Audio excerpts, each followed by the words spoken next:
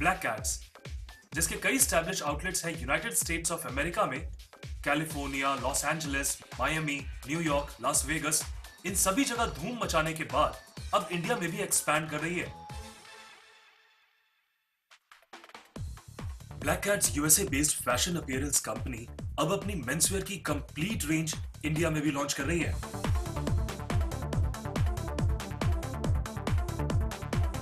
Black cats बनता है perfect and stylish menswear जो बनते हैं बेहतरीन हाई क्वालिटी फैब्रिक से।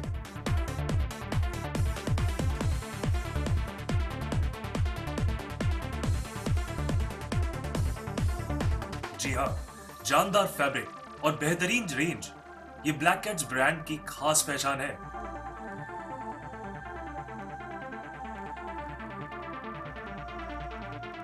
ब्लैक कैट्स कंपनी लेकर आ रही है इंडिया में मेंसवेयर एसेसरीज की पूरी रेंज, जैसे कि Black Cats shirts,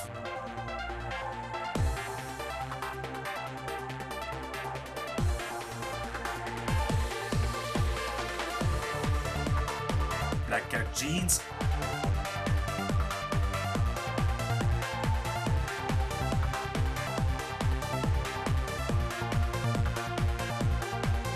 black Cats formals,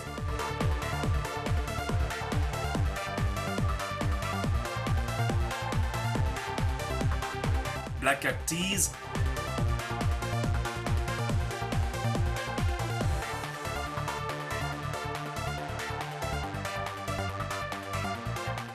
black Cats jackets,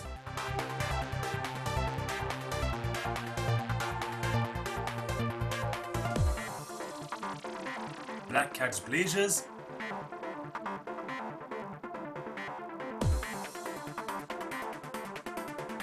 Black Cats watches,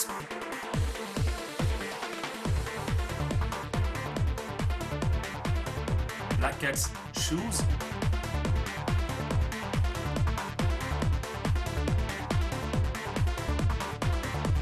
Black Cats sunglasses और भी बहुत कुछ। ब्लैक कैट्स की रेंज अब यूएसए या एयरपोर्ट पर ही नहीं बल्कि इंडिया के हर शहर में उपलब्ध होगी। कंपनी अपने आउटलेट पूरे इंडिया में खोलने जा रही है, जिसमें मेंसवेयर की पूरी रेंज आपको भी मिल सकती है। जी हाँ, यूं तो बाजार में बिकने वाले हजारों ब्रांड्स हैं, लेकिन ब्लैक कैट्स की रेंज एक बेहतरीन रेंज है जो आपको देती है export quality and best price का कॉम्बिनेशन। और जो एक बार ब्लैक कैट्स ब्रांड को यूज करते हैं वो कहलाते हैं द परफेक्ट मैन। अगर आपके पास अच्छी लोकेशन पर अच्छा शोरूम है तो आप भी ब्लैक कैट्स की फ्रेंचाइजी के लिए अप्लाई कर सकते हैं। ये हमारे एग्जीक्यूटिव से स्क्रीन पर आ रहे नंबर पर बात कर सकते हैं। आप चाहें तो स्क्रीन पर आ रहे नंबर पर एसएमएस भी कर सकते हैं। और अधिक जानकारी के लिए लॉग इन करें www.blackcats.in पे।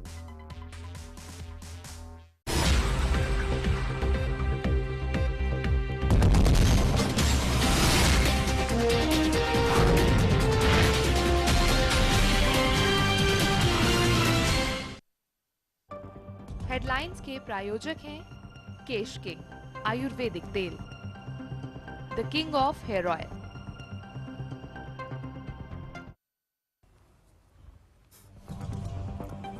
केजरीवाल की पार्टी ने पहले की बदजुबानी अब एलजी की कर रहे हैं मरहम पट्टी। आशुतोष के भड़काऊ भाषण के बाद डैमेज कंट्रोल में जुटे केजरीवाल, कहा एलजी साहब आपका बहुत है सम्मान।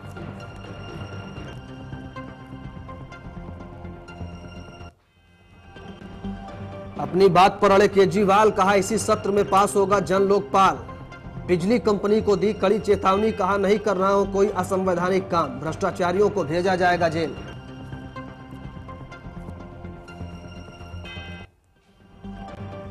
मुसलमानों को लुभाने को मोदी का बड़ा दांव, कहा मुस्लिम बच्चों में होते हैं जन्मजात गुण, हिंदू मुसलमानों को बताया विकास के दो पहिए।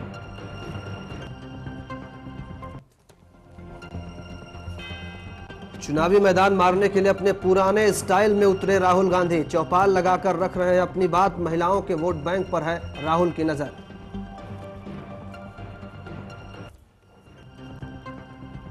और चौतरफा विरोध प्रदर्शन में घिरी दिल्ली पुलिस ने प्रदर्शनकारियों को दिया सुझाव। दिल्ली पुलिस ने अखबार में विज्ञापन देकर कहा धरने के लिए पधारें जंतर मंतर और रामलीला मैदान।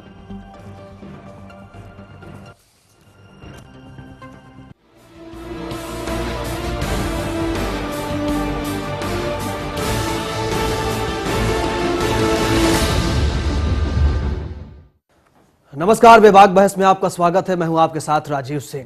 जैसे जैसे लोकसभा चुनाव नजदीक आ रहे हैं, वैसे वैसे चुनावी सरगर्मियां काफी तेज हो गई हैं। ऐसे में बीजेपी के पीएम पद के उम्मीदवार नरेंद्र मोदी अपने अहमदाबाद में मुस्लिम वोट बैंक को इकट्ठा करते नजर आए। आज हम इसी मुद्दे पर बातचीत करेंगे कि मोदी का मुस्लिम कार्ड कितना कामयाब होगा, कितना दमदार होगा, मोदी के इस बयान का क्या मतलब है। बेबाक बहस में मुद्दा होगा यही।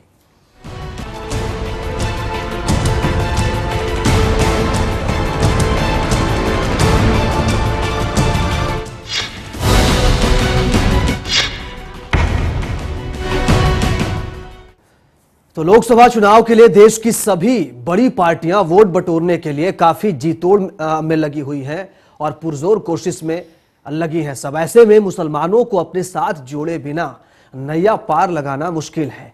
यही वजह है कि मोदी ने अब खुलकर मुसलमानों को अपने पाले में करने की कवायद तेज कर दी है।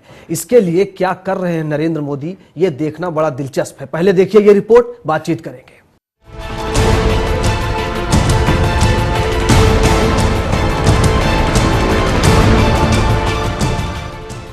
मोदी का मुस्लिम कार्ड। मोदी का मुस्लिम कार्ड कितना दमदार होगा? क्या मुसलमानों को लुभाने में जुटे हैं नरेंद्र मोदी? ज्यादातर गरीब मुस्लिम समाज जुड़ा हुआ है।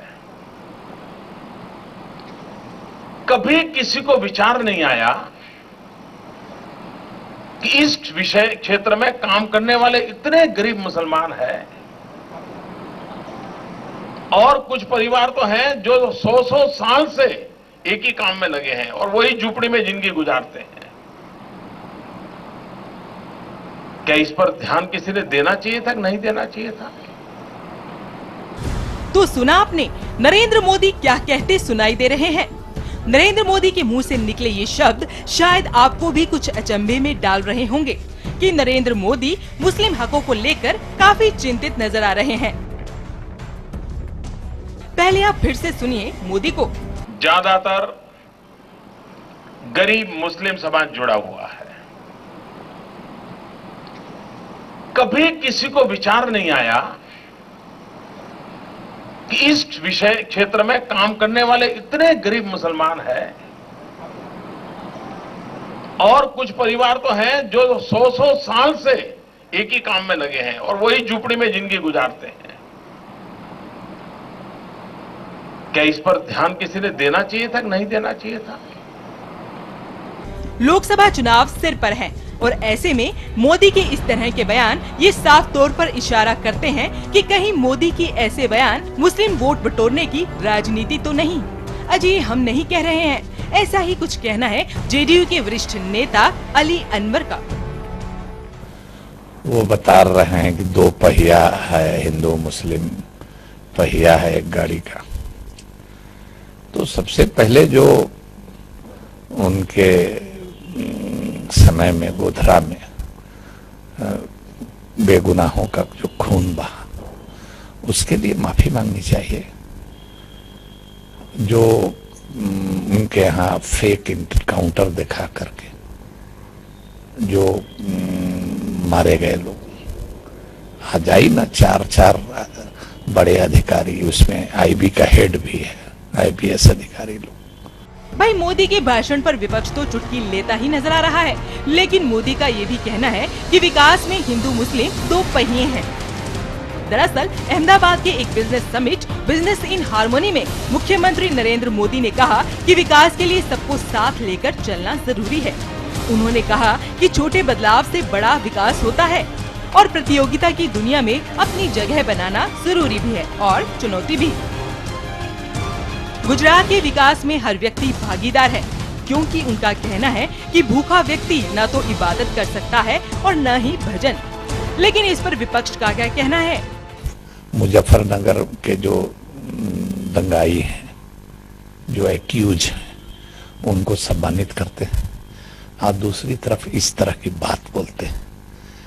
तो ये क्या, ये तो रावण का 10 मुंह वाली पार्टी है ना।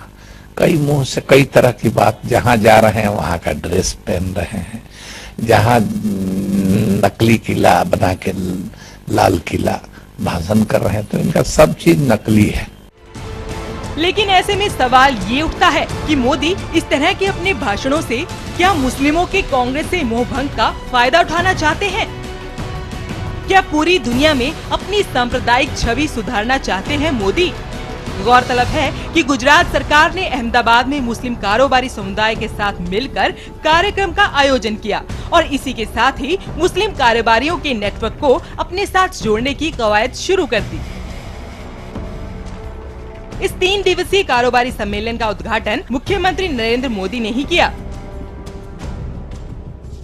भाई इससे तो साफ जाहिर है, लोकसभा चुनाव के ठीक पहले बीजेपी की ओर से प्रधानमंत्री पद के उम्मीदवार मोदी राज्य के मुस्लिम समुदाय के साथ तार जोड़ने की कवायद करते नजर आ रहे हैं। फिलहाल अब देखना ये है कि क्या मोदी मुस्लिम वोट बैंक पर भी कब्जा जमा पाते हैं या नहीं। मनु लखोत्रा के साथ मयंक गुप्ता की रिपोर्ट, चैनल वन न्यूज। ठीक है, अगर मोदी ऐसा मानते हैं तो अच्छी बात है, और अगर ये सच है तो बहुत सुखद है सियासत के लिए, लेकिन इसमें राजनीति ना हो, इसको परखना भी बहुत जरूरी है। बीजेपी की जो नीति रणनीति रही है और नरेंद्र मोदी भी जो कुछ कहते और बोलते रहे हैं, सियासी पैमानों पर उसको तौलना भी बड़ा जरूरी होता है। बेबाक बहस में इसी मसले पर बातचीत करने के लिए हमारे साथ खास मेहमान मौजूद हैं स्टूडियो में बातचीत करने के लिए। हमारे साथ MJ खान साहब हैं, नेता बीजेपी। हमारे साथ मनोज वर्मा जी हैं, हमारे राजनीतिक संपादक, साथ ही मुफ्ती एजाज अशद आजमी साहब, सामाजिक कार्यकर्ता हैं आप। मनोज जी, शुरुआत आपसे करूंगा मैं। मोदी से जो दूरी रही है, जो दूरी की बात होती रही है, मोदी जी का ये बयान क्या कहता है? देखिए, लोकसभा चुनाव अब नजदीक है और नरेंद्र मोदी या भारतीय जनता पार्टी भी ये नहीं चाहती है कि उनकी छवि एक ऐसे नेता की बने, जब वो प्रधानमंत्री बनने का ख्वाब देख रहे हैं, कि एक बड़ी कौम उनसे नफरत करती हो या उनसे दूरी बना के रखे। वो अपनी तरफ से एक पहल कर रहे हैं, एक शुरुआत कर रहे हैं कि भाई मैं वैसा नहीं हूं जैसी मेरी छवि बनाई गई है। एक पीछे के अध्याय को भूलिए और एक विकास की तरफ चलिए।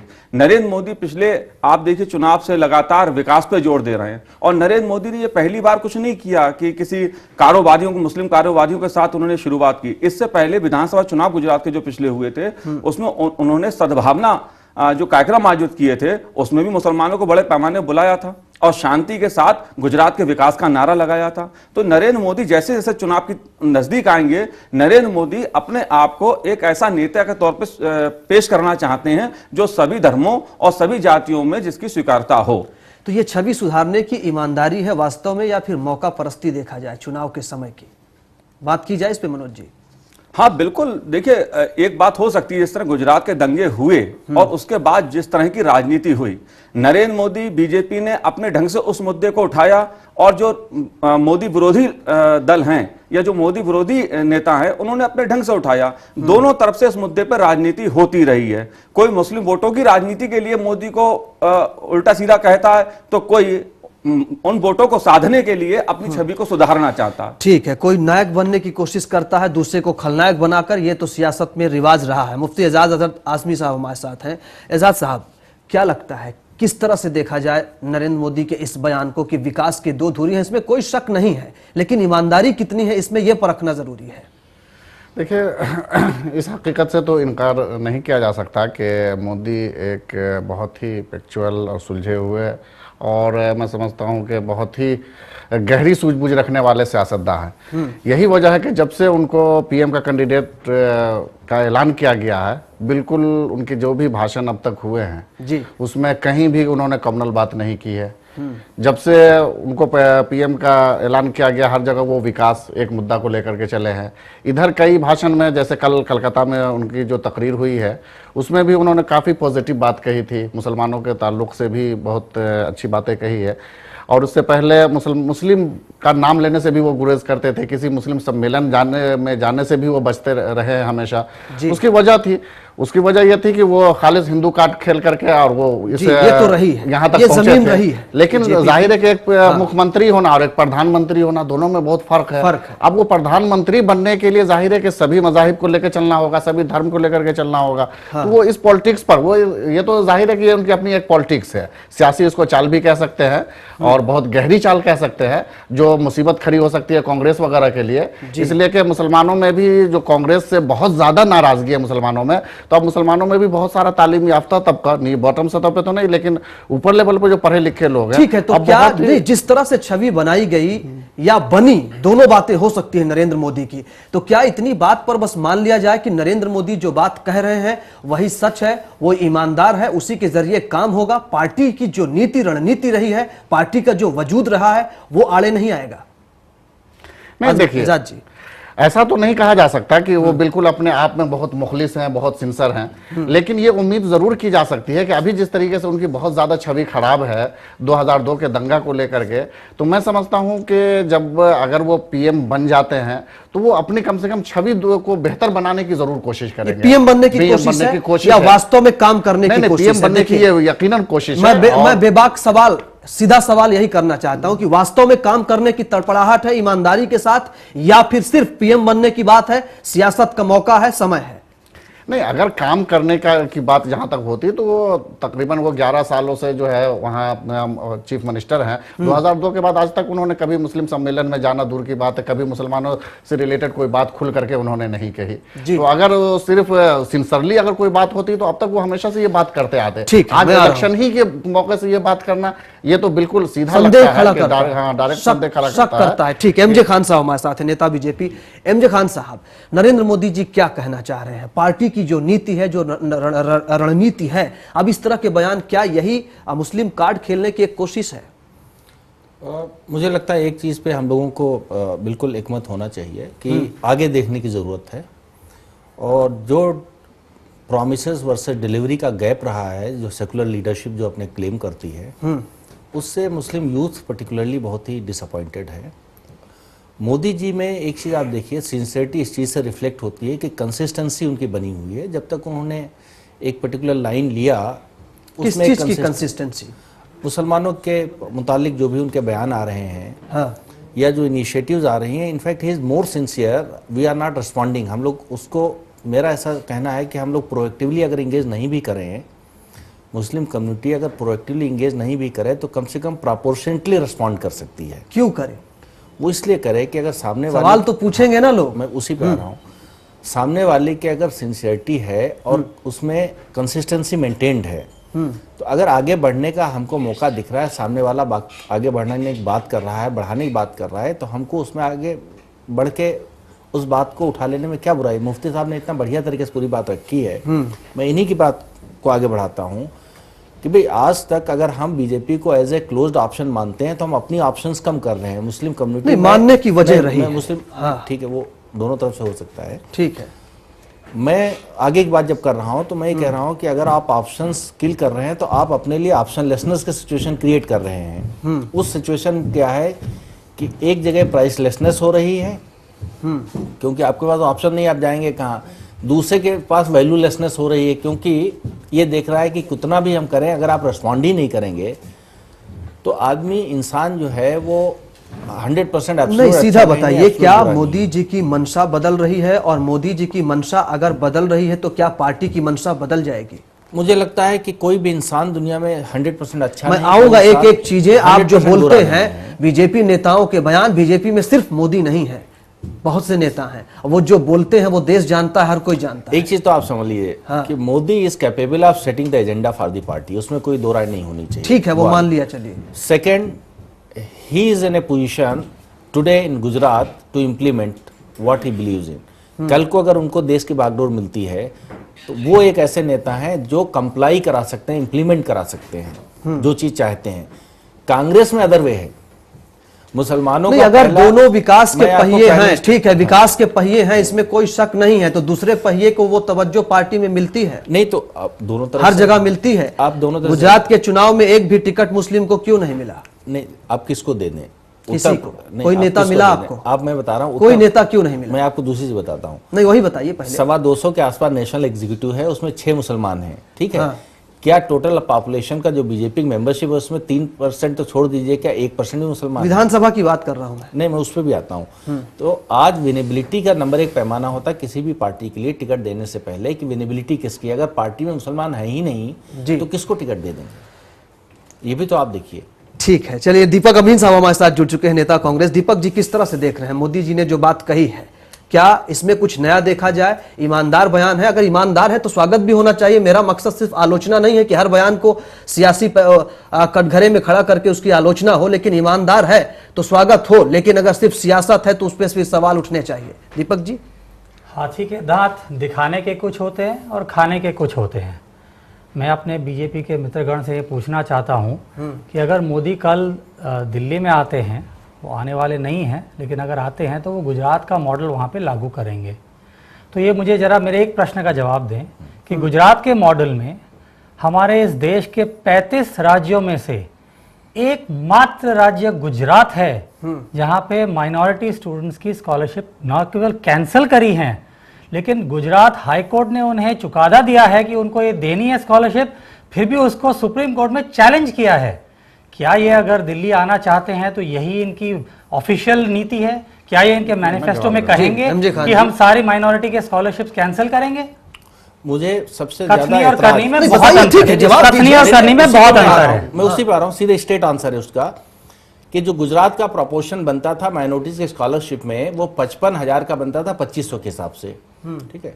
मोदी जी ने 2 लाख प्लस दिया है 5,000 के हिसाब से, तो he has done 4 times more. भाई साहब प्लीज, मोदी जी ने एक माइनॉरिटी स्टूडेंट को गुजरात में स्कॉलरशिप नहीं दिया आज की तारीख तक, और न केवल नहीं दी है, गुजरात हाईकोर्ट ने जो ऑर्डर पास किया है उस ऑर्डर को सुप्रीम कोर्ट में उन्होंने चैलेंज किया है कि हम इस आधार पे स्कॉलरशिप नहीं देंगे। और मैं मेरे मित्र को एक और चीज याद दिलाना चाहता हूं कि गुजरात एकमात्र राज्य है 35 राज्यों में से जहां पे स्कॉलरशिप नहीं दी जा रही है। आप मध्य प्रदेश में दे रहे हैं, आप राजस्थान में दे रहे हैं, आप और राज्यों में दे रहे हैं, तो गुजरात में क्यों नहीं? क्या ये आपका गुजरात का मॉडल है? ये बात तो सच है एमजे खान। नहीं, आप समझिए इसको, आप 1 मिनट आप सुन लीजिए, इसमें बहुत बहस हो चुकी है जी।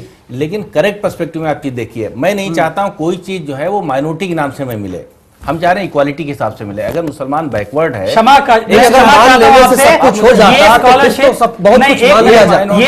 ये स्कॉलरशिप गुजरात हाई कोर्ट ने कहा है कि माइनॉरिटी के नाम पे नहीं दी जा रही है। ये स्कॉलरशिप अफर्मेटिव एक्शन है जी। ये किसी भी कॉन्स्टिट्यूशन, किसी भी हमारे संविधान का उल्लंघन नहीं हो रहा है। आप इसका मुझे जवाब दीजिए। और अगर और राज्यों में ये दिए जा रहे हैं तो गुजरात एकमात्र राज्य क्यों? अमीन साहब आप सुन लीजिए। आजाद जी मैं जवाब देना चाहूंगा जी। देखिए, मैं कोई बीजेपी का प्रवक्ता नहीं या बीजेपी की तरफ जुड़ा हुआ नहीं हूं, लेकिन मुझे ऐसा मेरे बयान से ऐसा लगेगा कि मैं बीजेपी की हिमायत कर रहा हूं। सच्चाई ये है, जो सच्चाई है उसको मैं आईना दिखाना चाह रहा हूं।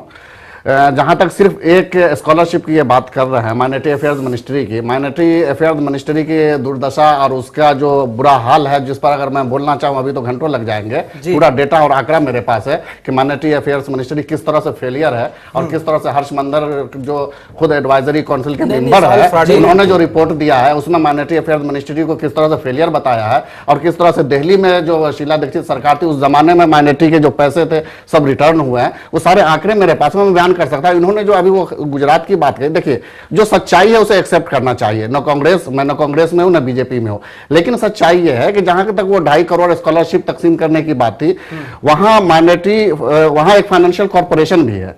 और फाइनेंशियल कॉर्पोरेशन, आप आंकड़ा उठा करके देखें तो फाइनेंशियल कॉर्पोरेशन के जरिए से मुस्लिम बच्चे भी उससे फायदा उठाए हैं और 65 करोड़ रुपीज ये गुज़िश्ता 5 सालों में बांटे गए हैं, जिसमें मुस्लिम बच्चे भी शामिल है। ऐसा नहीं कि नहीं शामिल है। उसके बिलमुकाबिल अगर दिल्ली का डाटा उठाइए तो दिल्ली में गुज़िश्ता 15 साल के अंदर में जो शीला दीक्षित की सरकार थी उसमें माइनॉरिटी फाइनेंशियल कॉर्पोरेशन से सिर्फ और सिर्फ 500 लोगों को माइनॉरिटी फाइनेंशियल कॉर्पोरेशन से पैसे दिए गए थे। उसमें मुसलमानों की तादाद, उसमें मुस्लिम तादाद सिर्फ 50 है। मैं मोदी के पास चलूंगा, पहले अमीन जी जवाब दें। मैं एक आंकड़े की रोशनी में बात कर रहा हूं। आपने मूल प्रश्न का तो उत्तर दिया नहीं कि गुजरात एकमात्र राज्य क्यों है जहां पे माइनॉरिटी स्कॉलरशिप को न केवल न दिया जा रहा है, वहां पे सुप्रीम कोर्ट में, तो और राज्यों में भी ऑल्टरनेटिव है, तो और राज्यों में भी ये ऑल्टरनेटिव है, तो और राज्य ऑल्टरनेटिव भी दे रहे हैं और इस स्कॉलरशिप स्कीम के तहत भी वो स्कॉलरशिप दे रहे हैं, तो आप क्यों डिनाई कर रहे हैं? अच्छा, ये तो केवल एक उदाहरण है, ऐसे कई उदाहरण आपको देता हूं मैं। 2002 के दंगों में जितने वहां पे मस्जिद और मंदिरों को जो नष्ट किया है, सो वहां के हाईकोर्ट ने फिर भी कहा है सबको कि 85 लाख रुपए तक उनको या तो उसका पुनर्निर्माण किया जाए या उन्हें पैसे दिए जाए, वो भी वो चैलेंज कर रहे हैं सुप्रीम कोर्ट में। क्यों? ठीक है मनोज जी, मैं अगर ये एक सवाल पूछूं, ठीक है मैं एमजे खान जी में आ रहा हूं, ठीक है एमजे खान जी मैं आ रहा हूं, लेकिन एक ईमानदार सवाल अगर यहां पे ये मैं पूछूं कि क्या मोदी को लेकर के जब भी बात होती है, विकास की बात होती है मनोज जी, क्या सिर्फ 2002 के जो दंगे हुए उसी से जोड़ करके सिर्फ मोदी का एक हवा बना दिया जाए, या फिर मुस्लिम तबके को भरोसा करना चाहिए कि हां मोदी करना चाह रहे हैं और वो ईमानदारी से कह रहे हैं? देखिए, दुर्भाग्य यही रहा है पिछले 65 साल में इस देश में मुसलमान को और अल्पसंख्यकों को, माइनॉरिटीज को जज्बाती मुद्दों में से हमेशा उलझाए रखा गया कि दंगों में उलझे रहो। गुजरात के 2000 के दंगे क्या पहली बार देश में भड़के? उससे पहले दंगे नहीं हुए? अगर हम दंगों पे ही सियासत करते रहेंगे तो कभी मुसलमान को उसको विकास की मुख्य धारा में नहीं लाया जाएगा, क्योंकि राजनीति सियासत दंगों पर ही केंद्रित हो जाएगी। यह राजनीतिक विषय तो हो सकता है कि मोदी अच्छे हैं या बुरे हैं, मोदी नायक है या खलनायक है, लेकिन क्या आज जो मुसलमान है, जो आज मुसलमान नौजवान है, जिसे रोजगार चाहिए, जिसे शिक्षा चाहिए, जिसे स्वास्थ्य चाहिए, वो क्या इसी बहस में उलझा रहे? आप देखिए, सच्चर कमेटी, हमारे साथी ने कहा जी, मैं सच्चर कमेटी देश में है। अगर हम गुजरात की चर्चा कर रहे हैं, सच्चर कमेटी ने बताया इस देश में, मैं पूरे देश की बात कर रहा हूं, मैं बीजेपी रूल या कांग्रेस रूल की बात नहीं कर रहा हूं, इस देश में मुसलमानों की स्थिति क्या है? शैक्षिक स्तर पर पिछड़े हुए, आर्थिक स्तर पर पिछड़े हुए, सामाजिक स्तर पर पिछड़े हुए। इसके लिए जिम्मेदार कौन है? 65 साल में कौन हुकूमत कर रहे थे? बीजेपी की सरकारें भी आई, कांग्रेस की भी आई। तो हम केवल एक राज्य पे राजनीति करेंगे, एक दंगे पे राजनीति करेंगे, तो शायद हम आम मुसलमान के साथ न्याय नहीं करेंगे। देखिए, मैंने मेरी बात दंगों से नहीं शुरू की, मैंने मेरी बात, आपकी बात बिल्कुल सही है, शिक्षा से शुरू की है। और बात यह है कि 2002 के दंगे हैं, वो हुए हैं, ठीक है, वो एक बात है, लेकिन उनकी नीति क्या है, उनकी सोच क्या है, इस पे जरा गौर करना चाहिए। मैं आपको मेरे गांव का उदाहरण देता हूं। उत्तर गुजरात पाटन में छोटा सा गांव है बालिशना, वो मेरा गांव है। वहां पे श्री नरेंद्र मोदी जी की एक बड़ी सभा होने वाली थी। वहां पे उन्होंने लोगों को, और ये चुनाव के समय की बात है, लोगों को उलझाने के लिए, लोगों को गुमराह करने के लिए उन्होंने वहां की एक कैनाल जो पूरे साल भर खाली रहती है, उनकी सभा के एक दिन पहले पानी छोड़ा। उस पानी छोड़ने अचानक छोड़ा और बिना सूचना दिए 5 मुसलमान बच्चे वहां पे खेल रहे थे, वो डूब के मर गए। उनकी सभा अगले दिन थी, उन्होंने ना उनके लिए कोई कॉम्पेंसेशन दिया, ना कुछ उन्होंने माफी मांगी, ना उनके परिवारजनों से जाके मिल के आए। बिहार में दंगे होते हैं, बिहार में दंगे होते हैं, तुरंत जाके मिल के आते हैं। एक चीज की बात नहीं होती, लेकिन मनोज जी ने सच्चर कमेटी का जिक्र किया। मनोज जी, अगर सिर्फ मंशा पे आए, नियत पे आए और पार्टी के एजेंडे पर आए, तो अगर इतनी चिंता है तो सच्चर कमेटी की सिफारिशों को क्यों स्वीकार नहीं करती है? बीजेपी तो विरोध करती रही है ना, क्या नियत है आपकी? देखिए, 2 बातें हैं उसमें बहुत लंबा चौड़ा, बहुत जो सिफारिशें आप भी जानते हैं, लंबी चौड़ी सिफारिशें हैं, और जो सच और जो हकीकत दिखाई गई है एजाज साहब सब जानते हैं। मैं आऊंगा आपके पास। मनोज जी, देखिए, मैं सच्चर कमेटी की बात इसलिए कर रहा हूं, ये कांग्रेस हुकूमत ने एक पहल की थी और जिसमें मुसलमानों की आर्थिक, सामाजिक, शैक्षिक स्थिति क्या उसका पता लगाने की कोशिश की। बहुत ईमानदारी पहल कांग्रेस ने की थी, जिसमें उभर के ये आया कि इस देश का मुसलमान आर्थिक क्षेत्र में कितना पिछड़ा हुआ है। लेकिन मेरा कहना यह, अगर हम सच्चर कमेटी की चर्चा करते हैं, अगर हम गुजरात की कुछ खामियों की चर्चा करते हैं, तो हमें पॉजिटिव चीज भी देखनी चाहिए। आज आप कह सकते हैं नरेंद्र मोदी के राज में मुसलमानों को शायद उतना विकास नहीं हुआ जितना आपकी उम्मीद थी, लेकिन यह भी देखना चाहिए उसी गुजरात में वो नरेंद्र मोदी ये कहते हैं कि सच्चर कमेटी में आप देख लीजिए कि देश के दूसरे राज्यों में मुसलमानों की स्थिति कैसी है और गुजरात में मुसलमान कितना आर्थिक रूप से समृद्ध है। गुजरात में मुसलमान भी और आम आदमी भी बहुत वर्षों से वो सक्षम था, बहुत वर्षों से वहां पे उन्नति हो रही है और विकास हो रहा है। ऐसा नहीं है कि 2002 में जब नरेंद्र मोदी जी आए तो वहां पे विकास अचानक बढ़ गया, बल्कि वहां पे कम हुआ। आजाद साहब, और वहां पे देखिए, मैं आप एक और बात, एक मिनट पर इस चीज को फिर स्वीकार क्यों नहीं किया?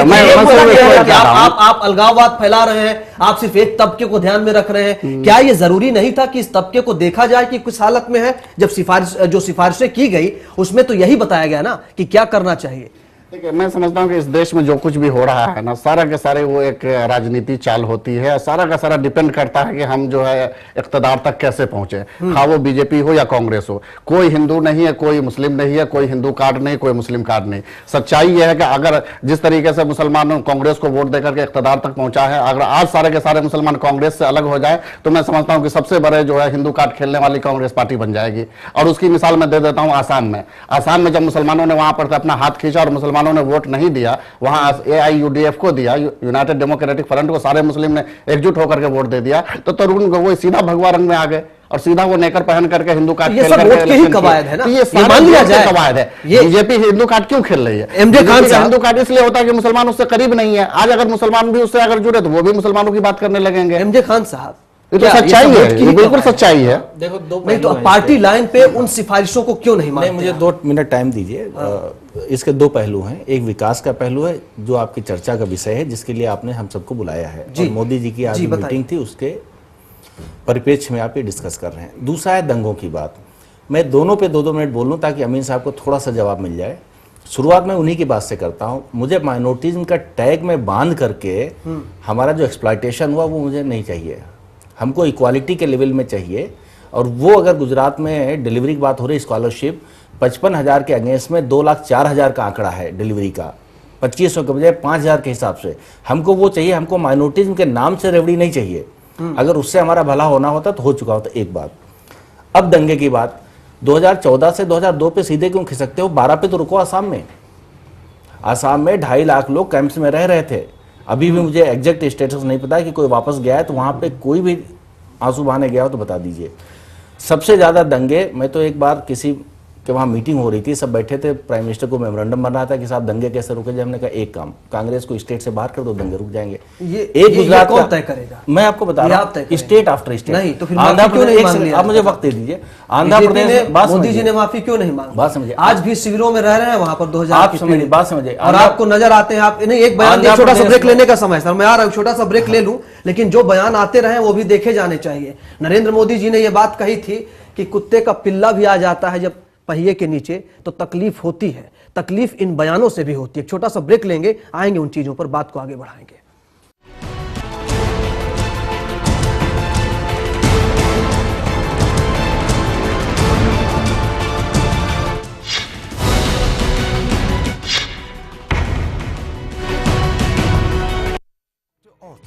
इतना असरदार कि अब दर्द भी घुटने टेकेगा।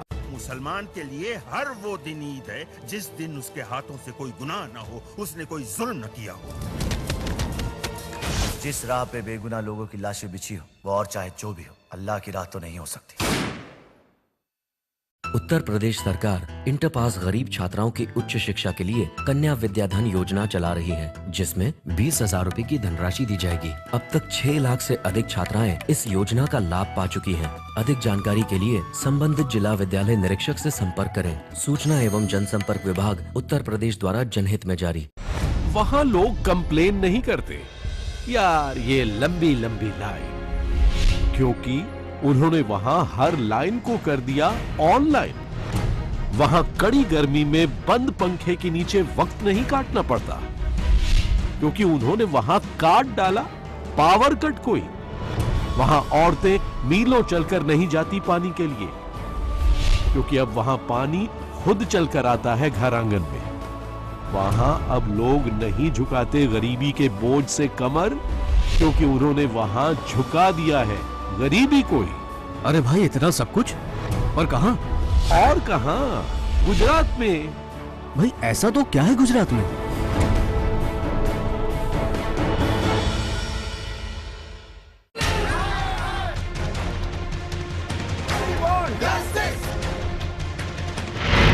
जब देश में हो बदलाव की बयार,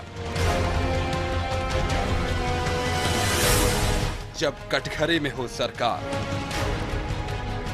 जब लोकतंत्र पर हो संकट और जनता मांगे अधिकार, तो करनी होगी देश की बात। कमिंग सून, सिर्फ चैनल 1 पर।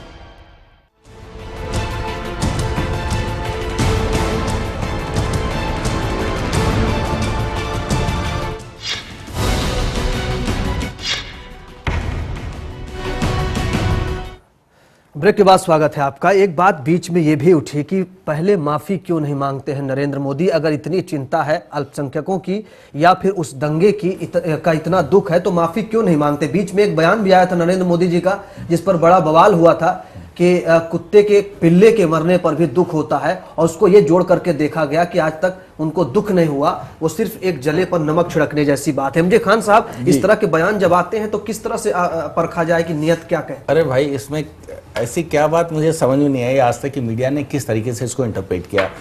उनका कहना अगर कोई भी किसी की भी जान जाती हो, चाहे वो छोटे से छोटा हो, एग्जाम्पल चाहे इंसेक्ट का ले लें, इंसान कुत्ते का पिल्ला होता है, इंसान कुत्ते का पिल्ला नहीं, किसी की भी जान जाती है तो तकलीफ होती है, और इतने बड़े तादाद में लोगों की जान गई है। चाहे वो जेडीयू कह रही है माफी मांग लीजिए ना। नहीं, बात समझिए, जेडीयू नेता अली अनवर साहब को भी आपने सुना होगा, उन्होंने कहा कि रावण के 10 मुंह होते हैं। नहीं, तो अली अनवर साहब जो हैं वो अकेले में पछता रहे हैं कि जेडीयू बीजेपी से अलग होकर अब कहाँ जाएगी। वो ठीक है, स्टेटमेंट देना लाजमी है, क्योंकि जज्बाती मुद्दे में उलझाए रखने के बजाय अगर डिलीवरी पे बातचीत शुरू हो जाए, इन पार्टीज की जिनको मुसलमान अपने वोटों से झोलियां भरते रहे हैं, उनकी डिलीवरी क्या है? अगर इस पे सवाल उठ जाए, हो क्या रहा है कि इमोशनल इश्यूज पे बात होती है, इलेक्शन निपट जाता है। नहीं, इमोशनल तो करते हैं ना, बीजेपी वाले नहीं करते। अगर आप हर जगह सर्टिफिकेट ईमानदारी का या देशभक्ति का क्यों मांगते हैं कि आप वंदे मातरम बोलिए तभी आप देशभक्त हैं, आप वंदे मातरम नहीं बोलेंगे तो देशभक्त नहीं है? ये सारी चीजें बाद में क्यों आ जाती हैं? समान नागरिक संहिता की बात आप करते हैं, कश्मीर से धारा 370 हटाइए, उसका मकसद क्या है? ये सब जानते हैं, पूरा देश जानता है। फिर नियत बताइए, नियत क्या है? वफादारी क्या सिर्फ ये होती है कि वंदे मातरम बोलिए? जब मोदी जी बराबरी की बात कर रहे हैं, ठीक है, विकास की बात हो, ये तो मैं कह रहा हूं। आपके अटल बिहारी वाजपेयी जी एक बात कहते थे कि हर साधु का अतीत होता है, हर डाकू का भविष्य।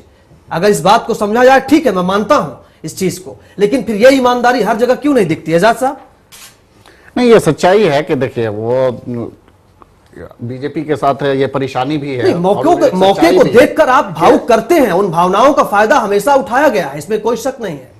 हाँ, तो ये एक मौका है उसके सामने, ये तो सच्चाई है कि ये खालिस इलेक्शन के मौके पर वो ये सियासी चाल है, सियासत कर रहे हैं। और जाहिर है कि एक स्टेट को तो चला सकते हैं आप किसी कम्युनल कार्ड पे, लेकिन पूरे मुल्क को चलाने की जहां तक बात है तो ये बिल्कुल नामुमकिन है। यही वजह है कि आपने देखा होगा कि इससे पहले जब अटल बिहारी वाजपेयी बने थे, उसके बाद यहाँ तक एडवाणी जी को भी प्राइम मिनिस्टर बनने की जब वो लाइन में थे तो उनको भी जो है नर्म रूप इख्तियार करना पड़ा था, और वो जिन्ना साहब के बाजार पर जाकर के जो है बहुत सारी बातें कह करके आ गए थे।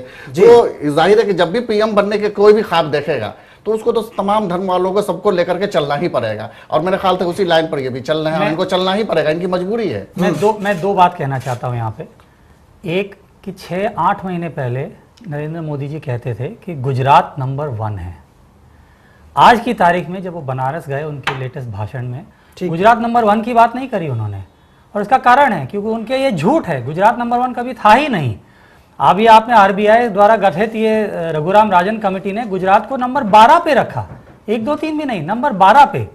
उनको पता है कि उनके झूठ धीरे धीरे बाहर आएंगे।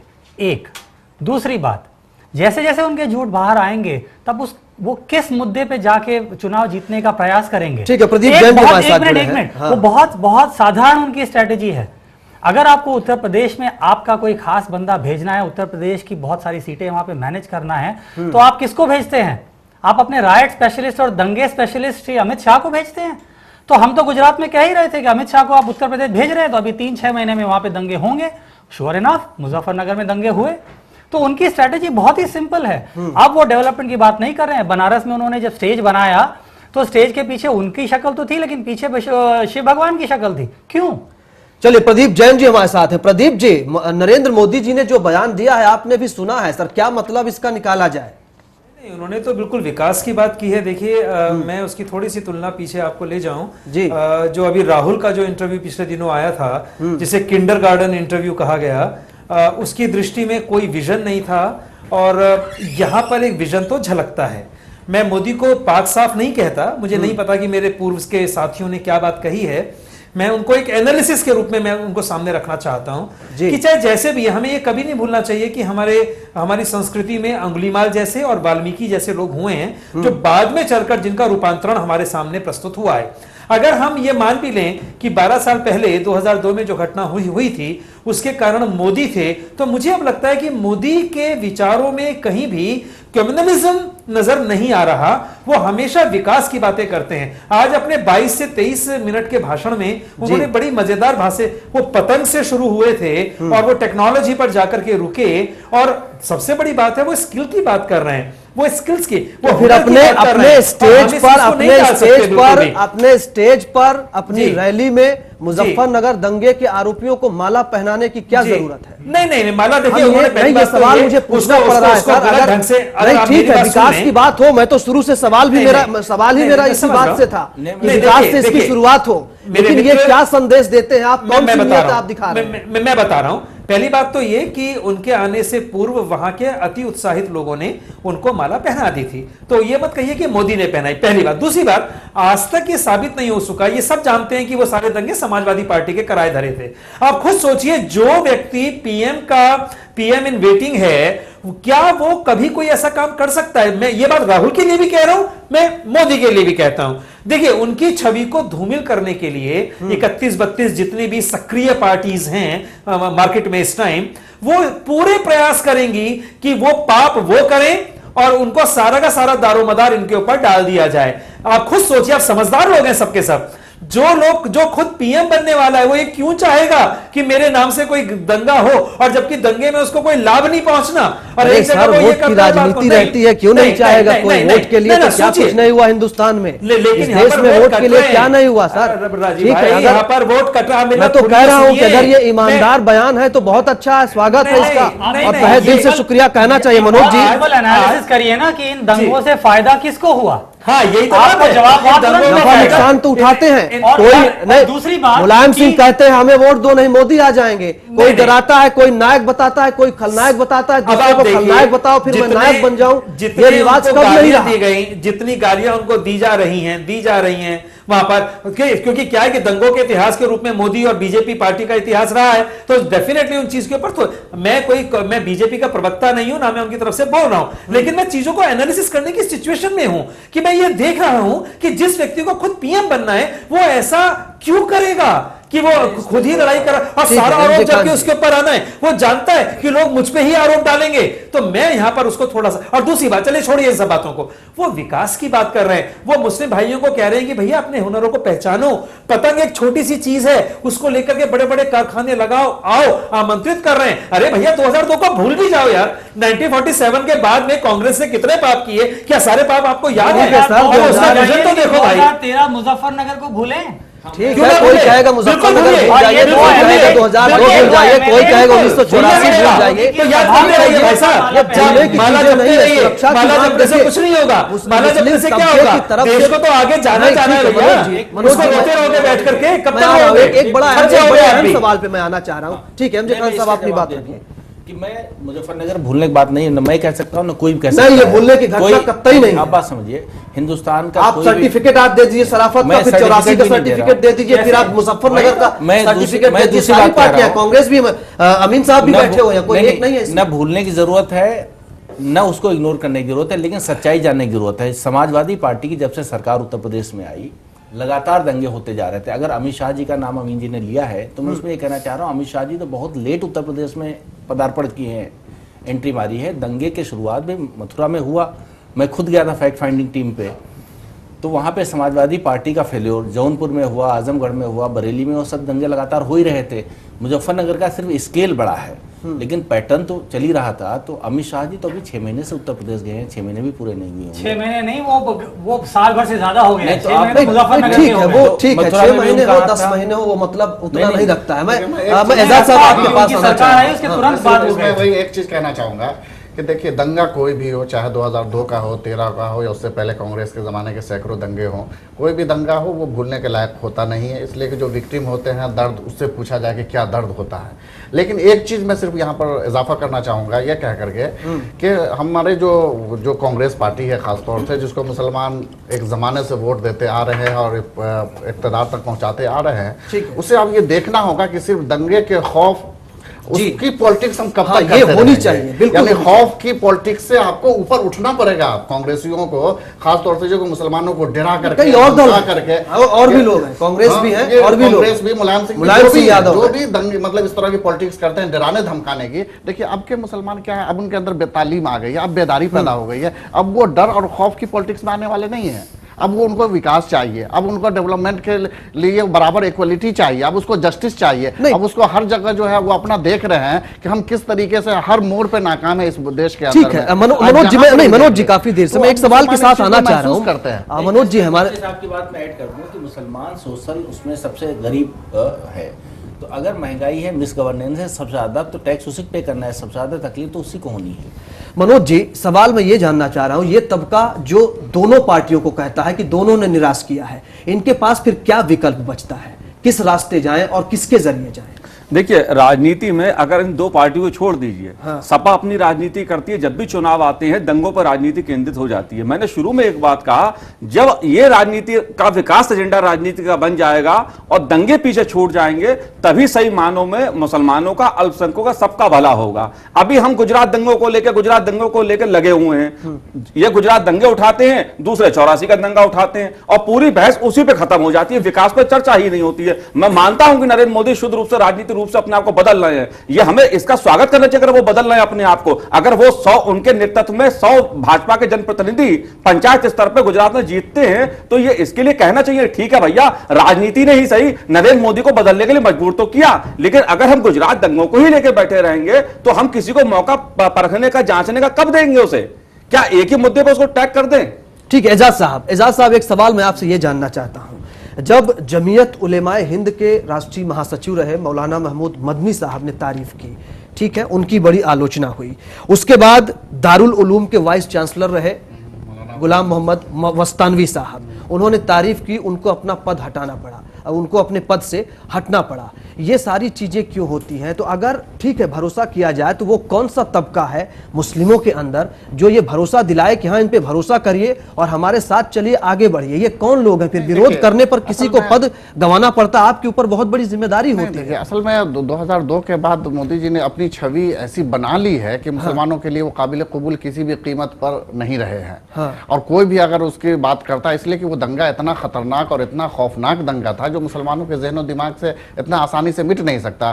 तो कोई भी अगर ऐसी बात करता है कि भाई उस दंगे को पीछे छोड़ करके आगे बढ़े, तो जाहिर है कि अभी तक मुसलमान इस पोजीशन में नहीं है कि उस बात को एक्सेप्ट कर ले। यही वजह है कि खा वो कितने बड़े मुस्लिम लीडर हों, अगर उन्होंने ऐसी बात कही है तो उसके मुसलमानों ने एकदम एक आवाज़ होकर नाकार दिया है। लेकिन जहाँ तक ये बात है कि मोदी जी के अंदर अब चेंजिंग आ रही है, तो अगर ये वाकई, अब तक तो उन्होंने अपनी छवि खालिस हिंदू की बना रखी है, क्या लगता है आपको कि इन धर्म गुरुओं ने भी चुनाव से पहले अलग अलग पार्टियों के पक्ष में लामबंदी करके इन लोगों ने भी नुकसान पहुंचाया है? वो एकजुटता इनमें भी नहीं दिखाई पड़ी अपने हक हुकूक के लिए? नहीं, इतना तो तय है, इतना है अंदर बिल्कुल बिल्कुल। प्रदीप जी आपको क्या लगता है? तो है जी ठीक है, चलिए उन चीजों को भूले, कुछ देर के लिए विकास की बात तो होनी चाहिए। विकास का क्या पैमाना हो, क्या गाइडलाइन हो, और जब इस तरह की पार्टी की लाइन जो है वो टूटने ना पाए, पार्टी अपनी लाइन से हटेगी नहीं, ठीक है, और ये कहा जाए कि मोदी जो कह रहे हैं वो मान लीजिए। देखिए ऐसा है कि अब उनको ये अनुभव होने लगा है कि सत्ता में सबको साथ लिए बिना नहीं आगे बढ़ा जा सकता, सभी कौमों को साथ में लेके चलना पड़ेगा। मुस्लिम्स के अच्छे खासे वोट गुजरात के अंदर हैं, और ये हमने पिछले विधानसभा चुनावों में गुजरात के अंदर देखा कि हमारे बहुत से मुस्लिम भाइयों ने, हमारे चाहे उस सीट पर हिंदू ही क्यों ना खड़े हुए थे, लेकिन उस क्षेत्र से वो लोग जीत करके आए, पहली बात। दूसरी बात ये कि उस राज्य के अंदर अच्छे खासे हमारे मुस्लिम भाइयों की तादाद है जो छोटे मोटे काम कर रहे हैं, और वो अभी बहुत बड़े स्केल पर नहीं आ पाए हैं। आज मोदी की पूरी स्पीच हमको ये बता रही थी कि मैं आपको आगे ले जाना चाहता हूं अपने साथ, आप मुझसे डरे नहीं, ये मेरा एक विजन है, ये मेरा एक दृष्टिकोण है, मैं आपको मारने नहीं जा रहा, मैं कोई दंगे करवाने नहीं जा रहा, आप आइए, स्टेट को और पूरे देश को आगे बढ़ाइए। उनका ये विजन था जो आज उन्होंने अपने सामने रखा। अब लोग, वहां के स्टेट के लोग कितने इसको स्वीकार करने के लिए तैयार हैं, कितने उनको साथ मिलकर के, हाँ ये बात बिल्कुल सही है कि सब कुछ वोटों के लिए किया जा रहा है, इसमें कोई दो राय नहीं है। अचानक मोदी को अभी ऐसे कॉन्क्लेव की याद क्यों आती है, पहले क्यों नहीं आई? 10-12 साल में मोदी ने ऐसा क्यों नहीं किया, या ऐसा किया तो उसको शायद हाईलाइट वो नहीं कर पाए। तो कई ऐसी चीजें हैं जो मोदी तो क्या क्या आप ये कर रहे नहीं हैं। बाकी पार्टियों से भी मोह भंग हुआ है, क्या ये मोह भंग का फायदा उठाने की भी कोशिश हो सकती है? बिल्कुल बिल्कुल बिल्कुल हो सकती है। जब उन्होंने देखा कि जी, कांग्रेस मैं आ रहा ने हूं कुछ नहीं करा और पार्टीज कुछ नहीं कर रही, अब आप देखिए ये काम क्या यूपी के अंदर सपा नहीं कर सकती थी? किसी कॉन्क्लेव में उन्होंने ये कहा, वो उनको मुफ्त में, जैसे बिल्कुल ठीक, मुझे मोदी की एक बात बहुत अच्छी लगती है, मैं आपको भिखारी नहीं बना रहा, वो ये कह रहे हैं, मैं आपको मुफ्त लैपटॉप नहीं, मैं आपको इस काबिल बनाऊंगा कि आप खुद अपना लैपटॉप खरीद सके। तो दो ये कि ये एक अच्छा विजन है, उसका दृष्टिकोण किया जाना चाहिए। मुझे लगता है कि अगर वो हुनर, ठीक है, मैं आ रहा हूं सर आपके पास, वो कर रहे हैं, हुनर को आगे ला करके उनमें आत्मविश्वास, ठीक है, हुनर आए, हुनर आए, इसमें कोई बात नहीं। करप्शन, कम्युनलिज्म, एजुकेशन हो, अनएम्प्लॉयमेंट हो, इसकी तो बात होती रही है, होनी चाहिए। देखिए, दंगे होते हैं, कुछ भी होता है, सियासतें होती हैं, लेकिन वक्त के साथ राजनीतिक धारा भी बदलती है, विचार भी बदलते हैं, या लोग उठा के किनारे रख देते हैं। आप देखिए, एक समय आपने वंदे मातरम की बात कही कि हिंदुस्तान में रहना होगा, वंदे मातरम कह रहे हो, बहुत नारा लगा, लेकिन आज कहां लग रहा, कोई नहीं लगा रहा है। लेकिन वक्त के साथ चूंकि राजनीति बदलती है, मुद्दे बदलते हैं, उसके साथ राजनीतिक दलों और नेताओं का भी चाल चरित्र बदलता है। मैं यहां पर एक बात कहना चाहता हूं, जो आप बीजेपी की बार बार कह रहे हैं, मोदी जी की कह रहे हैं, तो बीजेपी और मोदी की एक रणनीति यह भी रही है कि भैया ठीक है, आप हमें वोट मत दो,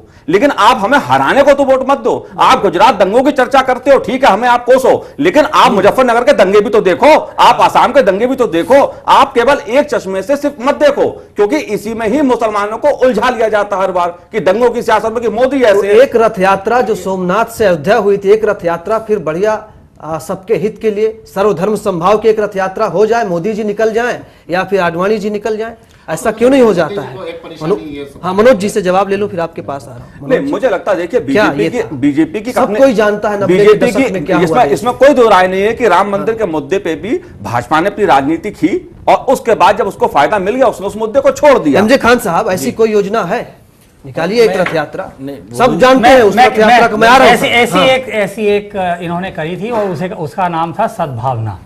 ये जब सद्भावना गुजरात में की इन्होंने, तो ठीक उसी सद्भावना के बीच में इन्होंने वो टोपी पहनने से इनकार किया। बाकी सब पूरे देश के पूरे सारे राज्यों के पगड़ी पहनेंगे, लेकिन एकमात्र टोपी नहीं पहनेंगे।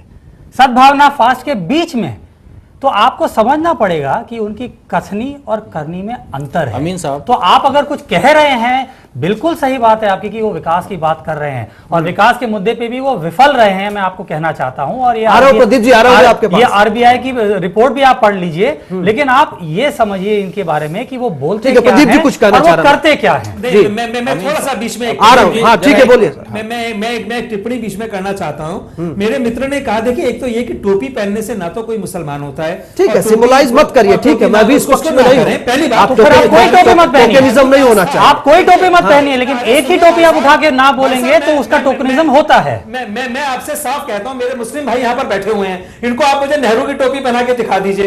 ये धार्मिक आस्था के विषय है, इनको टच मत करिए। मैं जैन हूं, अगर कोई मेरे से कहे कि जी आपके मित्र मुस्लिम हैं, आप मीट खा के दिखा दीजिए, क्या मैं मीट खा के दिखा दूंगा? मैं कभी भी नहीं दिखाऊंगा। देखिए, अगर आप 50 अन्य प्रकार की टोपियां पहनेंगे और एक ही टोपी ना पहनेंगे, कांग्रेस का दामन साफ नहीं है आपका टोकनिज्म बन जाता है। ये मत सोचिए, ठीक है, अगर वो पहन लेते, अगर वो आ रहा हूं, प्रदीप जी आ रहा हूं आपके पास। ऐसे नहीं होता है। ये गलत बयानी कर रहे हैं आप, ये गलत बयानी कर रहे हैं आप। ये धर्म और आस्था के विषय हैं। अभी आप कह रहे हैं वंदे मातरम के बारे में, आपके शिवराज सिंह चौहान को मध्य प्रदेश में धर्म और आस्था में नहीं है। नहीं भाई साहब, उनकी अपनी है। देखिए, आप मुझे वही मैं कह रहा हूँ, बाकी सब लोगों की अपनी है और इनकी अपनी है, और वही हम वही कह रहे हैं कि इनकी अपनी है और जो इनकी अपनी है वो आपकी अपनी है। ये मत कहिए आप, आस्था सबकी अलग अलग होती है, करनी कुछ है। नहीं, ऐसा नहीं है, ऐसा बिल्कुल भी नहीं है। आप मुझे कहेंगे कि अटल बिहारी वाजपेयी जी ने पहना था साफा, आप अंडा उनको कोई आपत्ति नहीं आई थी। मैं नहीं खाता तो मैं कभी भी नहीं खाऊंगा इसको,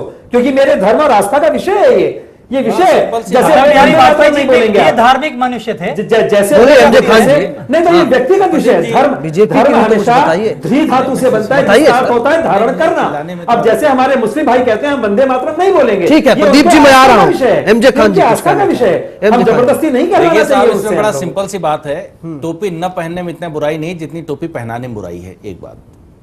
दूसरी बात, अगर कोई आदमी वेजिटेरियन है, 20 तरीके की डिश खाता है लेकिन नॉन वेजिटेरियन नहीं खाता, इसका मतलब ये नहीं कि वो नॉन वेजिटेरियन खाने वाले के लिए कोई घृणा रखता है। एक बात, विकास के लिए आप वोट करेंगे, विकास एजेंडा के लिए करें, विकास आपको बदले में मिलेगा। दंगे के खौफ से वोट करेंगे तो दंगा ही आपको इंटर्न मिलेगा। कुछ गाइडलाइन है इस तबके के विकास के लिए? आप मैं रिजर्वेशन के विरोधी हैं, सच्चर कमेटी के विरोधी, सिफारिशों के विरोधी हैं, मदरसों का क्या हाल है हिंदुस्तान में आप जानते हैं, मुस्लिम बच्चों के एजुकेशन का क्या हाल है वो आप अच्छी तरह से जानते हैं, उनकी सुरक्षा का क्या हाल है आप अच्छी तरह से जानते हैं, जितनी आबादी बाहर है उससे ज्यादा जेलों में आप अच्छी तरह से जानते हैं, राष्ट्रीय अपराध रिकॉर्ड के ब्यूरो के बता रहा हूं। आप मुझे बताइए एजेंडा क्या है, इस विकास का एजेंडा क्या है, ये बताइए सीधा से। बिल्कुल सिंपल सा है कि सबको बराबरी के अवसर मिले और सब बराबरी से आगे बढ़ें। बड़ा सिंपल सा फार्मूला है, कोई इसमें रिजर्वेशन बेस या कोई ये तो सब कह रहे हैं, ठीक है, ये अल्पसंख्यक भारतीय जनता पार्टी ऑफिशियली औपचारिक रूप से इस चैनल पे कह रही है कि इस देश में कोई रिजर्वेशन नहीं होना चाहिए। क्या आप अपने मैनिफेस्टो में ये लिख के कहेंगे? मैं दूसरी चीज पे आ रहा हूं। आप उसी बात, आपने अभी कहा रिजर्वेशन नहीं होना चाहिए, बीजेपी तो आप कहिए, बीजेपी आप कह दीजिए। न तो बीजेपी 56 छाती की बात करते हैं तो आप कह दीजिए ये बात। इस देश का संविधान धर्म के आधार पर आरक्षण नहीं देता, बीजेपी उस ये इस देश का संविधान तो आप नहीं मानेंगे ना, धर्म के बारे में नहीं है, अफर्मेटिव एक्शन के बारे में कौन सी, और ये गुजरात के हाईकोर्ट ने भी और सुप्रीम कोर्ट ने भी इसको लागू अगर किया है। अफर्मेटिव एक्शन की बात है, ठीक है, मैं आ रहा हूं, डिलीवरी पे तुल लीजिए ना। देखिए, इसे भी मानने न मानने या मुसलमानों को रिजर्वेशन देने न देने, ये सब जो है वोट की पॉलिटिक्स है, मैं जहां तक समझता हूं। बिल्कुल गलत है। आप क्या कहना चाहते हैं कि शेड्यूल कास्ट और शेड्यूल टाइप का विकास कैसे हो? कई बार वादा किया वोट क्या कहते हैं रिजर्वेशन देने का, 4% देने का वादा किया था लास्ट इलेक्शन में, हमने लागू किया, आंध्र प्रदेश कोर्ट नहीं किया, आंध्र प्रदेश कोर्ट ने स्थगित किया है और हम वचनबद्ध हैं अभी भी। हमें कॉन्स्टिट्यूशन संविधान के मुताबिक चलना है, हम ऐसे जो करना है आम आदमी पार्टी दावा कर लेते हैं, संविधान को पहले सामने रखिए फिर दावा कीजिए, क्यों दावा आंध्र प्रदेश में किया है हमने? नहीं, जो काम आपने नवी अनुसूची में डाल के सारे रिजर्वेशन दिए वो कैसे दे दिया था? अगर इतनी मंशा आपकी अच्छी थी, आप अगर कहते हैं कि हमें केवल इस आधार पे करना है तो आप अपने विजन डॉक्यूमेंट में लिखिए ना। एक साल से भारतीय जनता पार्टी कह रही है हम माइनॉरिटी के लिए विजन डॉक्यूमेंट निकालेंगे, तो आप कहाँ है विजन डॉक्यूमेंट? निकालिए। विल बी लोडेड है, कोई स्पेसिफिसिटी नहीं, वो विजन डॉक्यूमेंट कहाँ है आपका? माइनॉरिटी का विजन डॉक्यूमेंट एक साल से बात कर रहे हैं। जो आपका 14 पॉइंट प्रोग्राम है उसमें आप देख लीजिए, सारे कोई टारगेट नहीं, कोई अकाउंटेबिलिटी नहीं, कोई स्पेसिफिसिटी नहीं है। क्या है? Shall be and will be. अगर करने की नियत होता है तो एक्शन होता है, नहीं तो एक कमीशन होता है। कांग्रेस पार्टी आज तक कमीशन एंड कमेटी मुसलमानों को देती रही है। कोई अगर एक्शन ग्राउंड पे होता तो उसके नतीजे दिखाई पड़ते। मौलाना आजाद एजुकेशन ट्रस्ट खोला है, उसमें जो फंड है उसको 3 गुना किया है। वक्त डेवलपमेंट काउंसिल बनाया है, पिछले केवल एक महीने में 125 प्रॉपर्टी आपकी डेवलप हुई है, जो पूरे माइनॉरिटी समाज को कांग्रेस की नियत रही है। ठीक है, जिस विकास की बात कांग्रेस कह रही है, जो जिन कमेटी की सिफारिशों की बात हम कर रहे हैं, मैं चाह रहा हूं साहब इम्पैक्ट ऑडिट हो जाए। मैं चाह रहा हूं ये तमाम कमेटियां बनी, ठीक है, कांग्रेस ने क्या किया, जितने स्कीम्स हैं उसका इम्पैक्ट ऑडिट हो जाए। ठीक है, मैं आ रहा हूं, ठीक है, और सारे राज्यों में क्या नहीं हो जाए, क्या आप गुजरात में भी करिए, ठीक है, मैं आपसे क्या स्टैटिस्टिक्स ओरिएंटेड हो रहे हैं, इम्पैक्ट ओरिएंटेड नहीं हो रहे हैं। बिल्कुल, आप ग्राउंड पे असर की बात करेंगे उस वक्त में स्कीम्स का एक दूसरा नेचर होगा, उसमें अकाउंटेबिलिटी होगी। आज अगर कोई इंप्लीमेंटेशन नहीं होता, आप ये बता दें कि आपका जो एमएसडी प्रोग्राम है सबसे बड़ा प्रोग्राम वही है। जल्दी से, हाँ मनोज जी, समय की, ठीक है, मल्टी सेक्टोरल डिस्ट्रिक्ट, ठीक है सर, देखिए उसका आप इम्पैक्ट। देखिए, हर राजनीति के तने इस मुसलमान के साथ भी यही हुआ, अल्पसंख्यकों के साथ भी यही हुआ कि उसे वादे मिले। चुनाव के समय बड़े बड़े वादे किए जाते हैं कि हम 9% दे देंगे रिजर्वेशन, कोई कहता है 18% दे देंगे, लेकिन मिलता कुछ नहीं है उसे। और पिछले 65 साल में उसे क्या मिला, यह सच्चर कमेटी की रिपोर्ट इस बात का आईना है कि इस देश में जितनी सरकारें रहीं उन्होंने बड़े बड़े मुसलमानों से वादे तो किए, लेकिन मुसलमान को ईमानदारी से कुछ मिला नहीं। वो बेचारा जो भी बढ़ा अपने दम पे बढ़ा आगे। और अगर सरकारों ने अपनी जो वादे किए उसे ईमानदारी से निभाए होते तो आज ये डिबेट हुई नहीं। नौकरी में मुसलमान तबका 4% से ज्यादा नहीं है, सच्चर सिफारिश कहती है। उस आईने में कोई अपना चेहरा क्यों नहीं देखना चाहता है? बिल्कुल, ये सच्चाई है, बल्कि 4% तो बहुत आगे बताया, मतलब सिविल सर्विसेज वगैरह में तो 2%, 1 से 4 के बीच ही में जो है, बल्कि हर मैदान में पिछड़े हैं ये। और इस पिछड़ने की वजह क्या है? एक देखिए, एक सोची समझी साजिश और प्लानिंग के तहत कांग्रेस ने जो है मुसलमानों को सिर्फ वोट बैंक के तौर पर इस्तेमाल किया, और इस्तेमाल करते करते इस पोजीशन में पहुंचा दिया कि उसके आगे सोचने की सलाहियत खत्म हो गई। उसको आगे कुछ करने की मतलब सलाहियत ही उसके अंदर नहीं रही कि वो आगे वो कुछ करे भी। उसके बाद क्या हुआ, तो इधर इस सदी के लास्ट में जो उसको डराने, और जब देखा है कि दूसरे अपोजिशन मजबूत हो गए, बीजेपी वाले मजबूत हो गए, तो फिर वो डर और ठीक खौफ की पॉलिटिक्स पे आ ठीक गए है। और डरा करके धमका करके इस आज जो सिचुएशन है सच्चर कमेटी, जाहिर है कि सच्चर कमेटी की रिपोर्ट या उसके आंकड़े खुद कांग्रेस के दिए हुए हैं, उसके जी। अपने गवर्नमेंट के दिए हुए, जी। ये सारे के सारे आंकड़े सब कांग्रेस वही इसमें तक भी है। ठीक है, politics जल्दी चल से, रही हाँ, है। समय की ये सब कमी है। जल्दी एक से। बात तो क्लियर है, ठीक है, जल्दी आज से। चैनल 1 पे मुस्लिम और नरेंद्र मोदी और विकास को लेकर जो हम लोग चर्चा कर रहे हैं और जो हमारे साथी लोग बैठे हैं, उसे एक बात तो साफ है कि ईमानदारी से चाहते हैं सभी लोग, चाहे वो कांग्रेस के हो चाहे बीजेपी के हो, कि मुसलमानों का ईमानदारी से विकास हो, उनको राजनीति ठीक के है, ये तौर पर सब छला चाहते ना हैं। जाए। प्रदीप जी, समय की कमी थी आपके नहीं, पास, मैं- आखिर में नहीं आ पाया मैं। मैं एक लाइन बस बोलूंगा। जल्दी से सर, जल्दी से। हाँ, कि मेरा ये कहना है कि अगर कोई व्यक्ति विकास की बात कर रहा है तो उसे एक मौका देने में कोई आपत्ति नहीं है। चलिए, ये तो सालों के अंदर हम लोग ये देख तो चुके हिंदुस्तान हैं, का लोगों दिल को तय एक बार करेगा। देख भी नहीं तो क्या है जी। और पुरानी चीजों से बाहर निकल करके अब आगे बढ़ने की ठीक है, सोच हिंदुस्तान के दिल में क्या है, ठीक है, एक लेकिन बार माफी भी तो शायद मौका मिल जाएगा। माफी भी बनती है सर, माफी बनती है, माफी तो अभी भी ठीक ना- है। अभी भी आप ठीक है, मना आप कर रहे सभी हैं का माफी शुक्रिया, माफी से कोई विवाद बहस में हिस्सा लेने के लिए बात आप सभी का शुक्रिया। ठीक है, आप सभी का शुक्रिया बेबाक बहस में हिस्सा लेने के लिए, लेकिन यह बात तय है कि धूल जो है वो चेहरे पर लगी है, आईना साफ करने से कुछ नहीं होगा। देखते रहिए चैनल 1 न्यूज।